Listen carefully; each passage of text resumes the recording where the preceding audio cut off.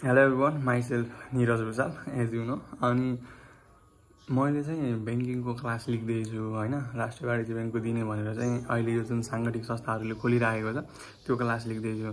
अनि यो चाहिँ असोजको 4 रहेछ, मलाई चाहिँ असोजको 6 जस्तो लागेको थियो, तर यिनी सुन्दा सुन्दै 4 हो भन्ने थाहा भयो। मैले भदौ 1 को बेलुकीबाट क्लास लिन थालेको।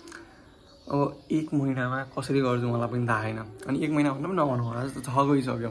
6 गतेको अब 10 बन्न थालेबाट चाहिँ मतलब कस्तो लागिरहेको थियो भन्दाखेरि मैले सक्छु नै, ढुक्कै सक्छु भनेर लिएको थिएँ क्लास चाहिँ होइन।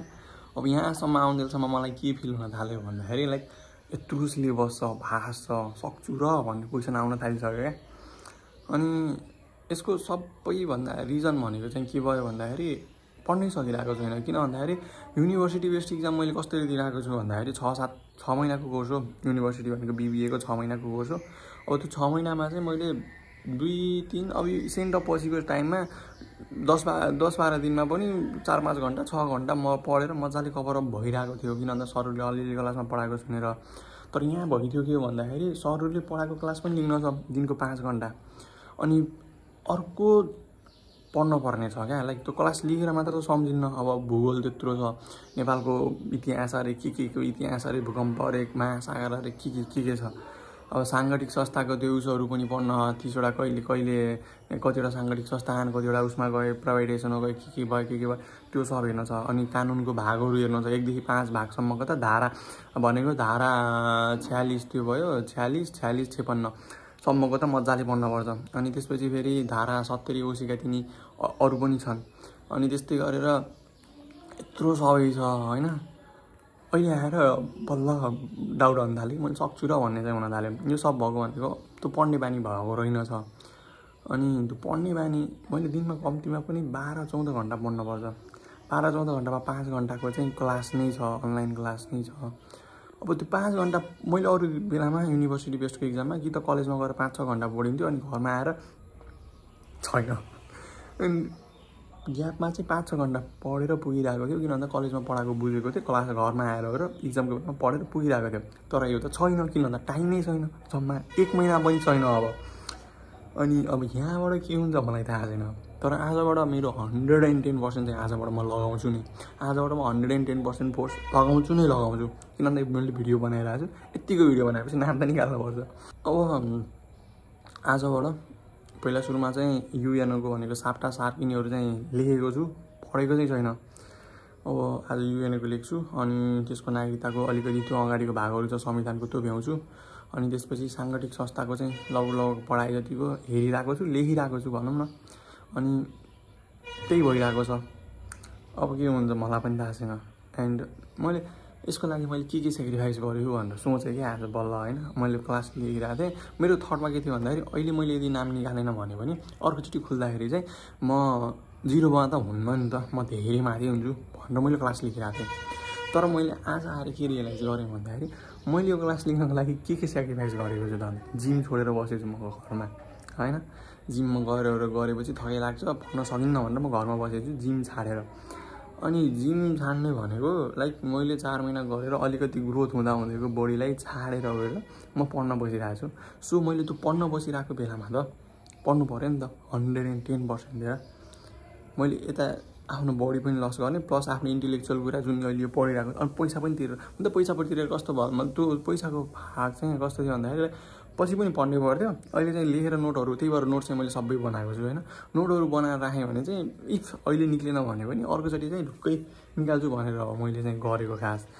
तर आज आएर चाहिँ मलाई के भन्दा अहिले नै निकाल्न छ होइन। किन भन्दा अहिले यदि मैले प्रि टेस्ट कटाएँ भने त वर्षभरि हुने साङ्गठिक संस्थाहरू भनेको नेपालमा 45वटा साङ्गठिक संस्था। अब त्यो 45वटा साङ्गठिक संस्थामध्ये पनि 4वटा त वित्तीय संस्था भयो। अनि 4वटामा मैले दिन नपाउने भनेको कृषि ब्याङ्कको पाउन, किन भन्दा मेरो +2 चाहिँ साइन्स छ, त्यसको लागि ब्याचलर पास गर्नुपर्छ। तर अरू भनेको जस्तै नेपाल टेलिकम, अनि त्यसपछि फेरि यता नेपाल टेलिकम भयो, NTC नेपाल टेलिकम, विद्युत प्राधिकरण, तिनमा त दिन पाउँछु नि त मैले होइन। सो यो चाहिँ मैले कटाउनै पर्छ जसरी नै, त्यही भएर यो भिडियो बनाइरहेको छु। यो चाहिँ मेरो इनिसियल स्टार्टिङ भन्दा पनि हुन्छ, मेरो 110% दिएर चाहिँ आजबाट स्टार्ट भयो। एन्ड म चाहिँ अब तपाईँहरूसँग बिचमा आउँछु, कसरी प्र्याक्टिस गरिरहेको छु, के गरिरहेको छु त्यो चाहिँ लिएर आउँछु।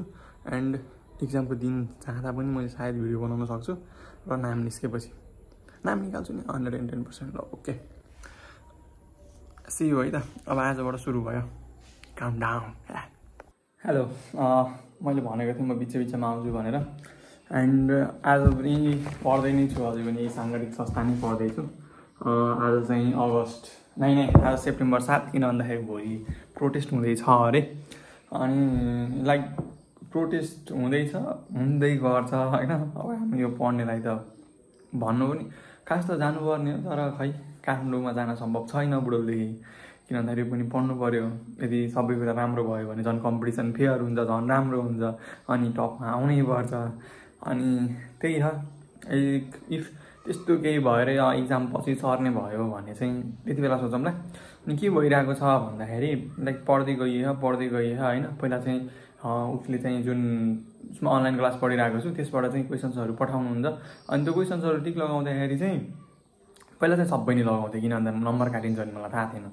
अनि बिस्तारै नम्बर काटिन्छ भन्ने थाहा भएपछि चाहिँ सेफली खेल्न थालिसकेको छु। मतलब लाइक आफूले गनेर हो र 30-35 वटासम्म यो मिल्यो है भन्ने जस्तो भएपछि चाहिँ बढी नजानेको कुरामा नहालौँ भन्ने चाहिँ भइरहेको छ होइन। अनि पढ्दै कस्तो भइरहेको भन्दाखेरि पढिरहेको छु बिर्सिरहेको छु कि लाइक याद नै छैन कति डेटहरू यतिकै हेर्दाखेरि यति त हो भन्ने हुन्छ। तर त्यहाँ जस्तै अब कुनै कुराको एउटै छ होइन। जस्तै 1948मा केही भएको छ भने 1948, 1947, 19मा त्यही दिँदाखेरि चाहिँ ल कुन हो भन्ने चाहिँ भइरहेको छ। उस्तै परे मन्थ पनि उस्तै हुन्छ। अनि इयर सम्झियो मन्थली भेजा हानिदिन्छ, मन्थ सम्झियो डेले भेजा हानिदिन्छ होइन। यहाँ पिम्पल आएको छ यत्र छ।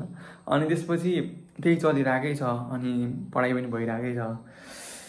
अब के हुन्छ भन्ने चाहिँ थाहा छैन मलाई। अरूभन्दा पनि असोज 4 गतिको भन्दा पनि अहिले भदौ 23 गति चाहिँ के हुन्छ भन्ने चाहिँ भइरहेको छ। होप्सो राम्रै होस् जे हुन्छ होइन। हामीलाई त अब पढ्ने नै हो, पढ्न पढिरहेकै छु हेरिरहेकै छु। पहिलाभन्दा बिचमा अलिकति चाहिँ तलमाथि भयो, किन भन्दाखेरि पढ्नै कति पढ्ने एउटै कुरा भन्ने भयो। अनि रिभिजन गर्छु दोहोराइ गर्छु भन्ने चाहिँ त्यो एकचोटि हेर्दाखेरि यो आउँछ जस्तो हुने तर याद नै नहुने क्या। त्यो चाहिँ एकदमै मेन प्रब्लम हुन्छ। त्यही भएर डिसिप्लिनमा बसेर मजाले हेरी गर्नुपर्ने रहेछ। त्यो फेरि त्यही दोहोऱ्याउँदैछु, एकचोटि हेरेको कुराहरू पनि फेरि दोहोऱ्याउँदैछु, अनि याद हुन्छ कि भनेर। त्यही छ। अब गुड डे। अब फेरि कुनै दिन हामीलाई कार्तिक 1 गते। अनि आज चाहिँ मैले त्यो राष्ट्रिय मैले चाहिँ साङ्गठिक संस्थाको चाहिँ क्लास लिन थालेको ठ्याक्कै 2 महिना भयो। तर पढाइ चाहिँ 2 महिना भएन, किन भन्दाखेरि बिचमा दसैँ भयो अनि त्यस्तै भयो। अनि अहिले यो फेजमा आउनुसम्म कस्तो भइसक्यो भन्दाखेरि असो 4 गति भएको भए त सायद अहिले सिलमै भइन्थ्यो होला है, निक्ले पनि ननिक्ले पनि भन्ने। टाइम पनि बढी भयो। अनि त्यो असो 4सम्म फुल पोटेन्सियल दिएर पढेको कुराहरू दसैँमा गएपछि चाहिँ ग्याप भयो। अनि फेरि हेर्दाखेरिमा चाहिँ कस्तो भयो भन्दाखेरि एकचोटि पढेको भनेर पढ्न पनि मन लागेन। अनि त्यस्तै भयो। आज कार्तिक 1 है। अब 14 दिन भनौँ न, 15 गति त इक्जाम नै छ। अनि त्यही भएर पढ्दैछु, हल्का हेरिरहेकै छु एन्ड त्यही नै चलिरहेछ। अनि अरू चाहिँ केही भइरहेको छैन होइन। तर चाहिँ एकचोटि पढेको कुराहरू भुलिसकेँ दसैँको कारणले गर्दाखेरि। अनि फेरि हेर्न मन लागिरहेको छैन।